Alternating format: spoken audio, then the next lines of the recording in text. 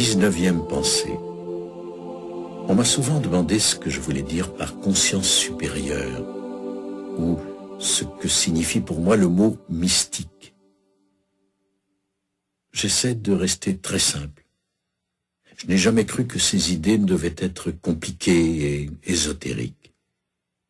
Pour moi, la conscience mystique signifie avoir conscience que nous sommes tous reliés les uns aux autres. Au XIIIe siècle, Jalaluddin Rumi a dit ce qui suit. Je, tu, moi, il, elle, eux, voilà des distinctions qui n'existent pas dans le jardin des mystiques. Parfois, j'aime à penser que je suis une fleur dans ce jardin. Être mystique signifie vivre dans le niveau de conscience mystique, ou dans les plans de conscience les plus élevés.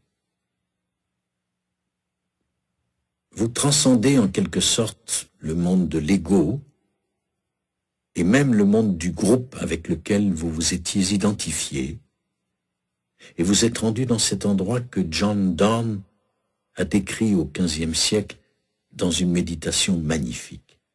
Il a dit « Personne n'est une île entière en elle-même. La mort de chaque être humain me diminue. Donc, n'envoie jamais demander pour qui sonne le glas. Il sonne pour toi. » La première fois que j'ai rencontré mon ami Deepak Chopra, il y a 10 ou 12 ans, il m'a regardé, il a joint les mains et il s'est incliné en prononçant un mot sanskrit. Il s'agit du mot Namasté. C'est ainsi qu'il m'a salué.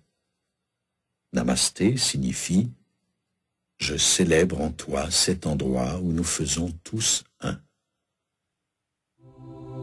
Imaginez, la mort de chaque être humain me diminue.